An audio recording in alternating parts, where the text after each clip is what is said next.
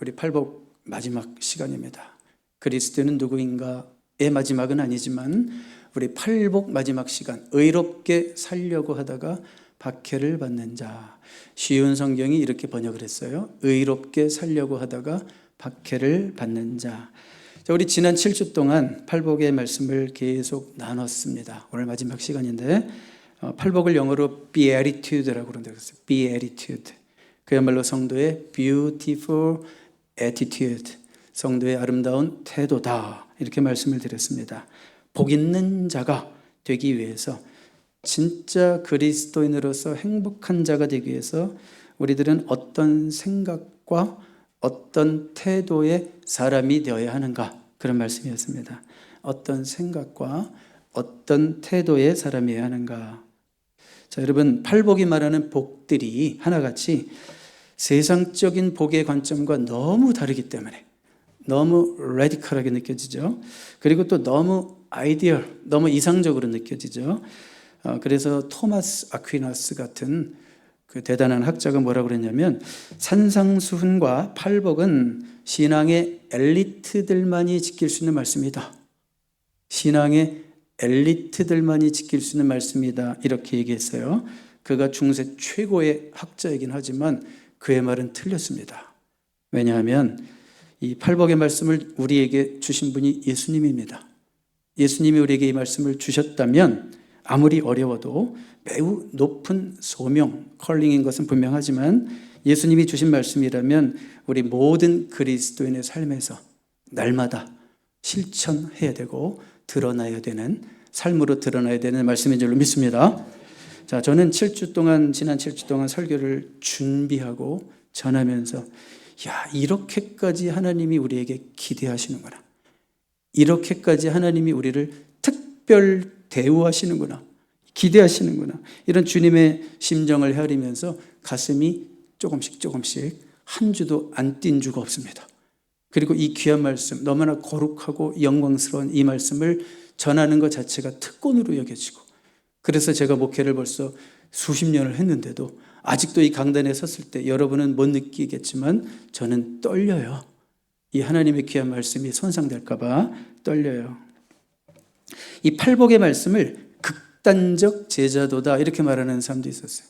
Extreme discipleship, 극단적 제자도. 이렇게 따라하기 어려운 말씀, 제자들만 들은 게 아니었어요. 예수님이 산에 올라서 이 말씀을 전하실 때 많은 군중들이 호기심에 따라갔어요. 그래서 예수님이 설교를 하시는 거죠. 팔복부터 하시는 거예요. 첫 단추를 꿰시는데, 아, 이런 삶도 있어? 아, 나도 저런 삶을 살 수 있을까? 아마 이렇게 질문을 던졌던 청중들이 많았을 거예요. 그렇죠. 이야, 처음 들어보는 얘기다. 어떻게 저렇게 살 수 있을까? 이런 질문이 생긴다면 어떻게 되는 겁니까? 결단해야 되는 겁니다. 이런 질문이 생긴다면 그때 결심해야 되는 겁니다. 고민만 하고 질문만 하고 끝나는 것이 아니라 나도 이렇게 살아야 되겠다. 여러분에게 이런 결심이 있었습니까? 아멘입니까? 네. 자, 우리 지난 내용을 한번 간단하게 복습해 보겠습니다. 우리 다음 스크린 한번 볼까요? 오늘 마지막 시간이니까 우리 팔복을 한번 쭉 간단하게 복습해 볼게요. 심령이 가난한 자가 복이 있다 말씀했습니다. 심령이 가난하다는 것은 spiritually bankrupt이라고 그랬어요. 나의 영적 파산 상태를 전적으로 인정하고 나는 할 수 없으니까 하나님을 전적으로 의지할 수밖에 없는 그 마음의 상태가 복이고, 그런 자들에게 천국이 저희 것이며 천국을 경험할 수 있다 그랬습니다. 애통하는 자가 복이 있다고 그랬죠. 자신의 영적 파산 상태를 인정하는 자는 애통할 수밖에 없죠. 자신의 죄에 대해서 애통하고, 아직 하나님을 모르는 사람들을 바라보면서 애통하고, 하나님을 대적하는 세상을 보면서 애통하고, 애통하는 자에게 주어지는 복은 그들이 진정한 위로를, 사람이 줄 수 없는 하나님이 주시는 위로를 받을 것이다 그랬습니다. 온유한 자가 복이 있다고 그랬습니다. 온유하다는 것은 힘을 통제할 줄 알고, 힘이 있지만 힘을 통제할 줄 알고, 힘을 언제 어디서 어떻게 써야 할지를 아는 분별이라고 그랬어요. 그리고 하나님의 말씀을 받을 때 내 고집으로 튕겨나가는 말씀이 되게 하는 것이 아니라 온유한 심령으로 하나님의 말씀이 들려올 때 부담스러워도 하나님의 말씀으로 받을 수 있는 그 마음의 상태, 그것이 바로 온유함, 이라고 그랬고요. 그들이 받을 복은 뭐예요? 땅을 기업으로 받을 것이다. 그들이야말로 진정 영향력 있는 인생을 살게 될 것이다. 그런 말씀이었습니다. 의에 줄이고 목마른 자가 복이 있다고 그랬어요. 여전히 목마른 자, 주님 안에서 만족하지만 또 만족할 수 없어서 주님 닮기를 더욱더 소원하는 자들, 그들이 진정으로 배부를 것이다 그랬습니다. 긍휼히 여기는 자가 복 있는 자다 그랬습니다. 긍휼히 여긴다는 것은 바로 하나님의 눈을 가지고 그 눈으로 한 영혼을 바라보고 또 그들에게 구체적인 긍휼의 행동까지 할 수 있는 자, 그들이 하나님께 불쌍히 여김을 받을 것이다 그랬습니다. 마음이 청결한 자가 복이 있다 그랬습니다. 예수 그리스도의 피로 새롭게 되고 거듭나고 정결케 되고 회복되고, 그래서 이제는 두 마음이 아니라 한 마음, pure, 순수하게 살아가는 자, 그들이 하나님을 볼 것이다 그렇게 말씀했습니다. 지난주에는 화평하게 하는 자가 복이 있다 그랬습니다. 평화를 단지 사랑하는 정도의 차원이 아니라 평화를 만들기 위해서 일하는 자, 평화를 만들기 위해서 일하는 자, 피스메이커가 바로 하나님의 아들이요 하나님의 딸이요 이렇게 일컬음을 받을 것이다 그랬어요. 자, 7가지 기억이 좀 났습니까? 네, 오늘 8번째, 의를 위하여 박해를 받는 자가 복이 있다 말씀하셨습니다. 지금까지도 만만했던 말씀은 하나도 없었는데 오늘 말씀이 제일 어려울 수도 있을 것 같아요. 아니, 박해가 없어야지 복이지 어떻게 박해가 있어야지 복입니까? 아니, 이런 억지스러운 말씀이 어디 있어요? 무슨 메조히즘도 아니고 이게 뭡니까? 의를 위하여 박해를 받는 자가 복이 있다? 자, 쉽지 않습니다.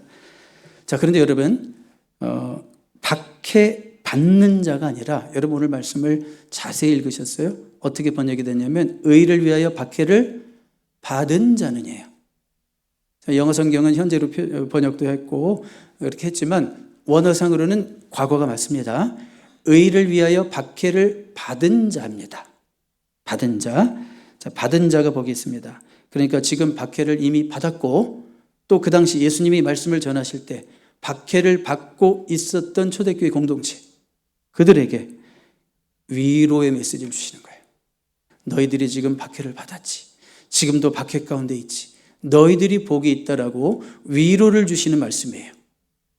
자, 그러니까 어떤 위로일까요? 한번 다음 스크린 볼까요? 박해를 받는 것은 성도의 현실이다. 자, 오늘 이게 말씀의 첫 번째 포인트인데, 박해를 받는 것은 성도의 현실이다. 그리스도인들에게 박해는 디폴트입니다. 기본값이에요.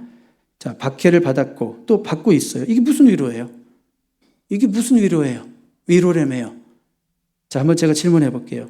박해는 아무나 받나요? 자, 이 질문을 여러분들이 깊게 생각하시기 바랍니다. 박해를 아무나 받나요? 아무나 안 받죠. 그래서 위로입니다. 무슨 얘기인지 나중에 좀 설명하기로 하겠어요. 자, 분명히 생각해야 될 것이 있어요. 우리 다음 스크린 가볼까요? 10절에 보시면 의를 위하여 박해를 받은 자가 복이 있습니다. 그냥 박해가 아니라 의를 위한 박해라는 걸 기억하셔야 됩니다. 그렇다면 의는 무엇이고 의를 위한 박해는 무엇인가를 정의해야 되겠죠? 여러분, 성경에서 의롭다라고 하는 말이 많이 나오는데, 성경에서 의롭다라고 할 때 이것은 뭐 삼강 오륜을 잘 지키고 뭐 그런 거 아니에요. 윤리적인 차원에서 깨끗하게 사는 것을 의롭다라고 말하지 않아요. 물론 그것이 열매로서 포함될 수는 있지만 성경에서 우리를 의롭다 할 때는 그런 윤리적인 차원을 말하는 게 아닙니다. 오직 죄인인 우리를 의롭게 하시는 분이 누구예요? 예수 그리스도시죠. 어린 양 대신 예수께서 피를 흘리심으로 내가 의롭게 된 거예요. 그런 의를 말하는 거예요. 여러분, 한번 한자를 하나 보여드릴게요. 이게 오를 의자죠. 왜 중국 사람들이 오를 의자를 이렇게 만들었는지는 정말 미스터리입니다. 이 오를 의자가 양양자 밑에 나, 아자가 돼 있잖아요. 이게 성경적으로 풀어도 기가 막히잖아요. 그렇죠? 내가 어린 양 예수님 아래에서 잘 보호받고 있을 때 그것이 의다. 내가 어린 양 되신 예수 아래에서 잘 보호받고 있을 때 그것이 의라는 거예요. 그러니까 성경이 말하는 의라는 것은 예수님의 십자가를 통해서 얻게 된 우리의 영적인 상태. 예수님의 십자가를 통해서 얻게 된 우리의 영적인 상태가 의입니다. 자, 그 의를 우리 안에 심어주신 분이 예수님이고, 그러니까 예수님 자신이 의다, 그런 얘기예요. 그러니까 그러면 예수님 자신이 의다. 그러면 의를 위해서 핍박을 받는다는 말은 예수님 때문에 핍박을 받는다, 그런 얘기예요. 이해가 되시죠? 이해가 팍팍 되시죠? 예수님 때문에 핍박을 받는 것이 바로 의를 위해서 핍박을 받는 것입니다. 우리 성도들이 살면서 어려움을 당할 때가 많은데 너무나 쉽게 나는 내 믿음 때문에 핍박을 받아, 이렇게 쉽게 얘기하면 안 됩니다. 여러분, 어떤 경우는 의를 위한 핍박이 아닌 경우가 너무나 많습니다. 우리의 모난 성격이나 고집 때문에 받는 고난을 핍박이라고 하면 안 됩니다. 나의 지혜롭지 못한 행동에 따른 결과도 의를 위한 핍박이라고 말하면 안 됩니다. 그거는 그냥 못나서 받는 거예요. 그건 성숙하지 못해서 받는 거예요. 어느 교회 목사님이 들려주신 얘기인데요. 예배 시간 이렇게 제일 앞자리에 늘 앉으셨대요. 그런데 이 목사님이 고민이 생겼어요. 목사님이 설교를 할 때 한마디가 딱 매듭될 때마다, 끝날 때마다 너무 큰 소리로 아멘! 이게 문제가 뭐냐면 목사님이 설교하다가 깜짝깜짝 놀라고 성도들이 예배에 집중을 못하는 거예요. 참 너무 열심히 믿으려고 하는 건 좋은데 아멘 소리, 저는 아멘 소리 듣는 거 굉장히 좋아하거든요. 여러분들의 약간 절제된, 그러나 그 속에서 우러나오는 아멘 소리 때문에 제 설교가 제가 더 힘을 얻잖아요. 근데 이 성도는 그게 아니라 앞에서 계속 목사님을 놀래키게 하는 거예요. 그러니까 목사님이 하도 고민이 돼가지고 한번 그 성도님에게 조심스럽게 얘기를 했대요. 조심스럽게 한마디, 이렇게 하면 안 되고 이렇게 얘기를 했더니 그 성도가 눈을 이렇게 크게 뜨고 뭐라 그러냐면, 왜 목사님은 저를 핍박하세요? 이렇게 얘기를 하더라는 거예요. 왜 목사님은 자기를 핍박하네요. 여러분, 이게 핍박입니까? 아니죠. 이건 그 사람이 지혜가 부족한 거고 눈치가 없어서 듣는 핀잔이라고 그래요. 이런 걸 눈치가 없어서 듣는 핀잔이에요. 자, 이런 게 의를 위한 핍박이 아니죠. 자, 의를 위한 핍박이라는 것은 우리가 진짜 예수님을 제대로 믿기 때문에, 진짜 예수님 닮은 삶이 우리의 삶을 통해서 풍겨 나올 때, 그 예수님으로 말미암아 당하는 어려움을 말하는 거예요. 11절 가보시면 그래서 분명히 했죠. 11절 다음 스크린 보세요. 나로 말미암아라고 그랬죠. 그러니까 나로 말미암아, 그러니까 예수님 때문에 당하는 의가 의를 위한 핍박이 되는 겁니다. 제가 고등학교 때 일 한 가지만 얘기해 드릴게요. 제 고등학교 다닐 때 그 고등학교 2학년 때를 기억해요. 국사 선생님이 교실에만 들어오시면 10분 수업하고 10분 교회 욕하고, 또 교회 욕 다 끝났으면 10분 또 수업하고 10분 성경 비판하고, 이런 식으로 수업을 진짜 몇 개월을 하시는 거예요. 몇 개월을, 한 1, 2개월을 계속 하시더라고요. 제가 어느 날은 도저히 못 참겠더라고요. 그래가지고 수업 중에 또 막 교회 욕하고 성경 비판하는데 자리에서 뻘떡 일어났어요. 그때는 한 학구가 한 60명, 65명 됐는데 자리에서 뻘떡 일어나가지고 제가 뭐라 그랬냐면, 선생님이 뭘 알아요? 선생님 성경 몇 번이나 읽어봤어요? 선생님, 이렇게 수업 시간에 특정한 종교 그렇게 계속 욕하고 비판하는 게 그게 선생님이 할 도리가 맞아요? 소리를 버럭 질렀어요.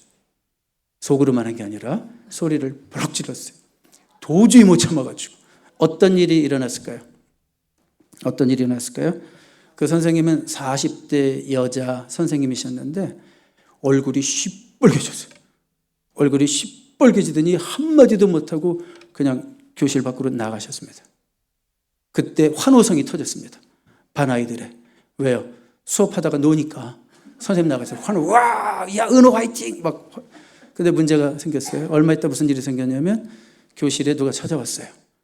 자, 국사 선생님이 두 분을 대동해서 찾아왔어요. 교감 선생님이랑 학생 주임까지 오셨습니다. 박은호가 누구야?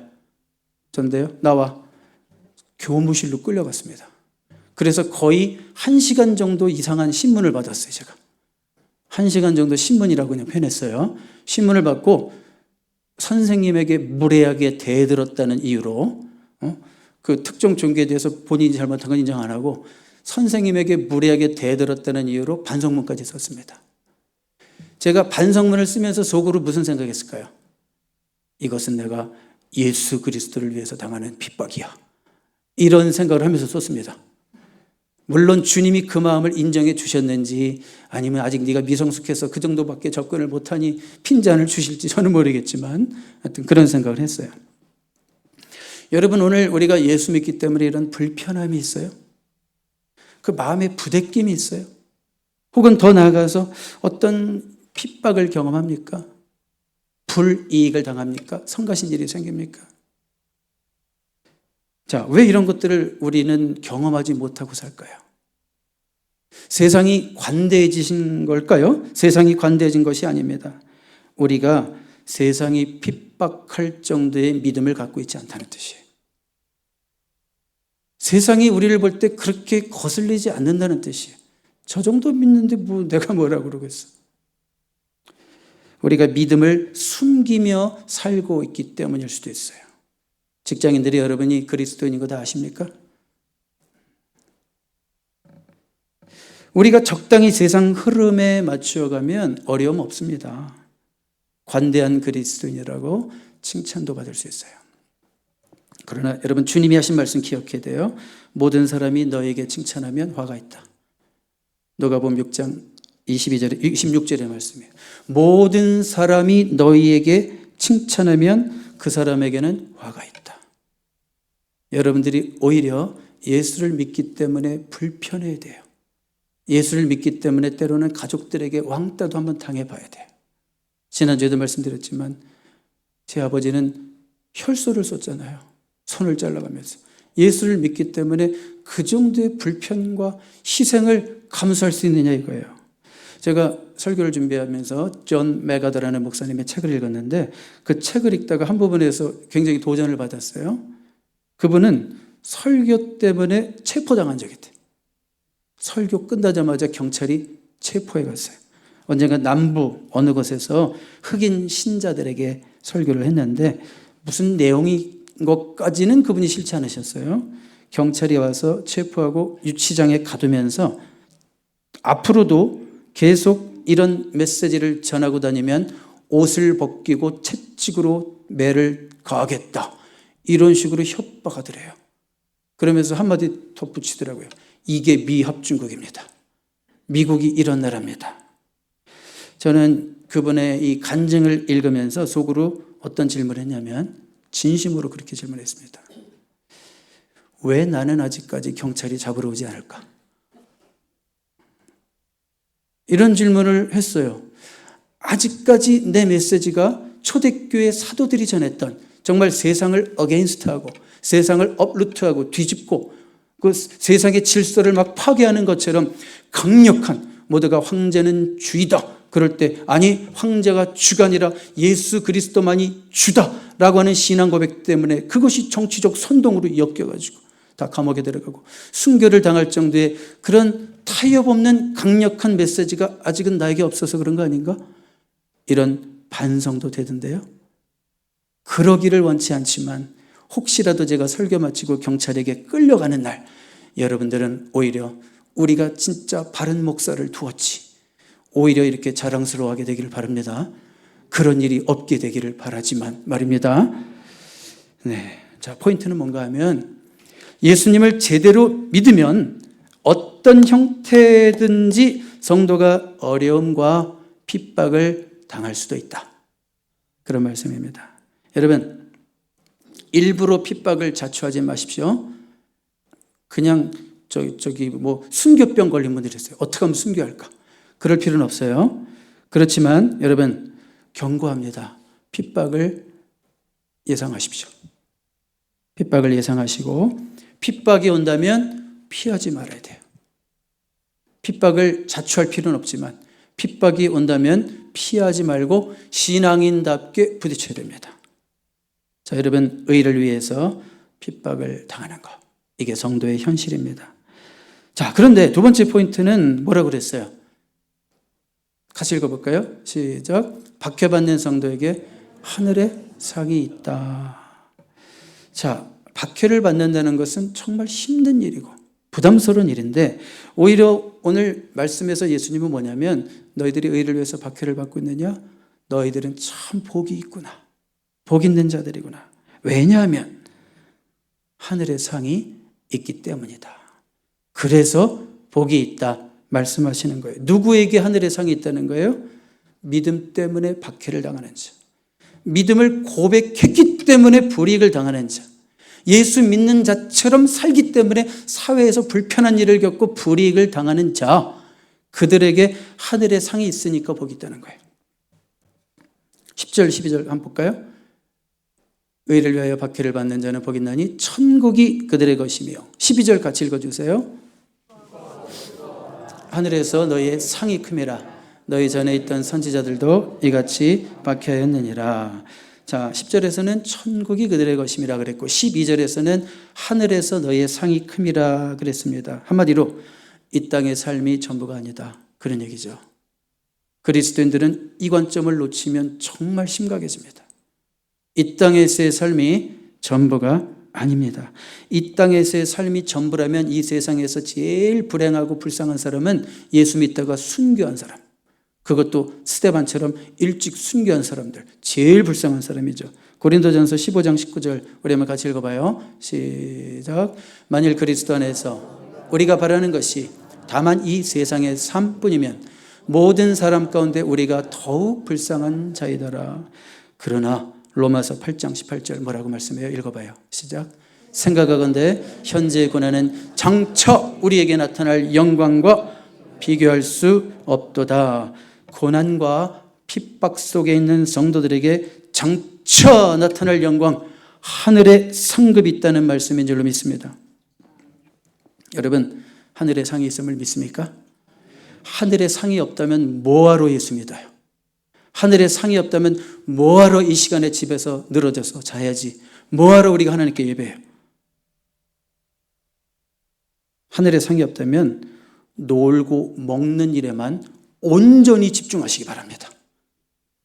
하늘의 상이 없다면 어떻게 하면 놀고 먹고 노세 젊어서 조금이라도 더 놀까, 거기에만 혈안이 되시기 바랍니다. 하늘의 상이 없다면.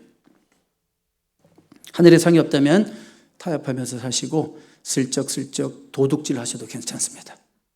못된 짓 하세요. 왜? 어차피 심판이 없는데, 하늘의 상이 없는데. 그렇지만 여러분들이 하늘의 상을 믿는 진짜 신자라면 어떻게 살아야 될지는 정해진 겁니다. 예수님이 이 산상설교를 하시고 한 100년이 더 지났어요. 100년이 더 지났어요. 사도들도 다 죽고 속사도들의 시대였습니다. 예수님의 사도들에게 가르침을 받았던 속사도 교부들의 시대였어요. 그분들은 다 말하자면 오늘 교회 목사님들이죠. 그 중에 터툴리안이라는 분이 있었는데, 이 터툴리안 목사님을 어떤 한 사람이 찾아갔어요. 상담을 하는 거예요. 목사님께. 목사님, 터툴리안 목사님, 제 직업이 부도덕하고 옳지 않다는 것을 압니다. 하지만 저도 먹고는 살아야 하잖아요. 이렇게 상담을 한 거예요. 제가 이런 직업으로 내가 이거 안 해야 된다는 거 압니다.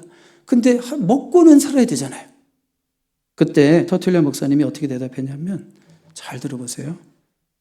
그렇게까지 꼭 살아야겠습니까? 저는 이 대답을 듣고 제 뒤통수를 한 대 맞는 것 같았어요. 제가 너무나 예상을 안 했던 답이라. 삶은 그런 거예요. 현실은 어쩔 수 없는 거예요. 이럴 줄 알았어요. 그렇게까지 살아야겠습니까? 여러분, 무슨 얘기예요? 죽는다 해도 그리스도인의 유일한 선택은 그리스도에게 충성하는 것이라는 거예요. 여러분, 이런 말씀이 들려와야 되지 않겠습니까? 목사라면 짖지도 못하는 개가 돼서 이런 말씀 생략하면 되겠습니까? 이런 말씀 증거해야 되는 거 아니에요?